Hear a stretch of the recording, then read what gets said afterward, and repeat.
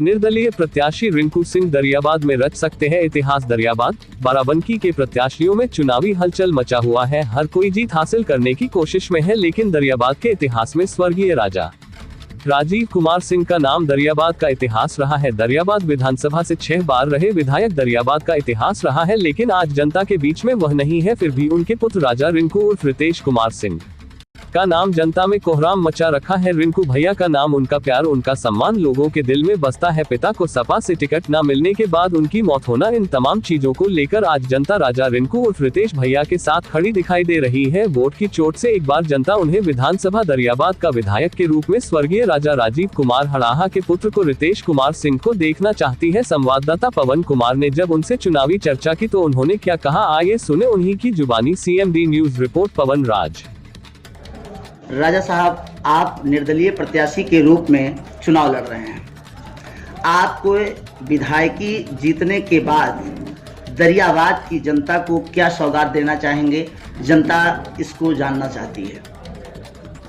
सबसे पहले अपनी बात शुरू करने से पहले मैं अपने स्वर्गीय पिताजी राजा साहब को नमन करते हुए अपनी बात को शुरू करता हूं कि जो जैसे भी राजा साहब ने इस दरियाबाद विधानसभा क्षेत्र में 85 से लेके और अब तक जो भी कार्य उन्होंने किए हैं, हम उन्हीं कार्यों के और उन्हीं के अनुरूप में ही आगे करेंगे। और दरियाबाद की जनता राजा साहब के कार्यों को जानती है, चाहे सड़क का हो, चाहे स्वास्थ्य का हो, चाहे बिजली का हो, चाहे पुल का हो, चाहे शिक्षा का रहा हो, चाहे कृषि क्षेत्र का रहा हो, सब में उन्होंने काम किया है। और मेरे पिता स्वर्गीय राजा साहब मेरे पिता ही नहीं थे, वो मेरे राजनीतिक गुरु भी थे। और जो उन्होंने मुझे सिखाया और जो मुझे दिखाया और जो मुझे बताया है, मैं उन्हीं के अनुरूप कार्य करूँगा। जी, आप छोटे राजा हैं और जनता ये जानना चाहती है कि जिस प्रकार से राजा साहब ने जनता के बीच में जो समय दिया था, जिस प्रकार क्षेत्र की जनता ने उन्हें चाहा, एक धागे में राजा साहब ने भी जनता को एक धागे में पिरो कर रखा। किसी से लड़ाई झगड़े, किसी प्रकार की कोई सारी व्यवस्थाएं उनके लिए रखी। क्या आप उसी तरह से जनता को सम्मान दिला पाएंगे, दे पाएंगे? बिल्कुल। जिस तरह से उन्होंने ना कोई हिंदू, ना कोई मुस्लिम, ना कोई छोटा, ना कोई बड़ा, सभी को एक समान और एक नज़र से देखा है।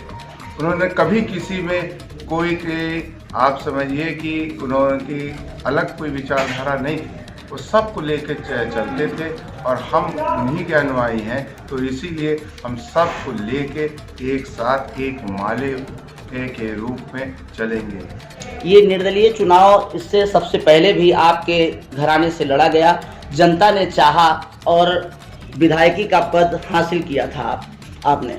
फिर अब की बार जो लड़ाई है बड़े ही टक्कर की, और दरियाबाद में जो भी सारी निगाहें जिले की लगी हुई हैं कि दरियाबाद की जो सीट है बड़ी हॉट सीट है, लेकिन इस सीट को आप किस पार्टी से अपनी लड़ाई मानते हैं? देखिए, सबसे पहली चीज़ ये है कि मैं निर्दलीय प्रत्याशी के रूप में लड़ रहा हूँ।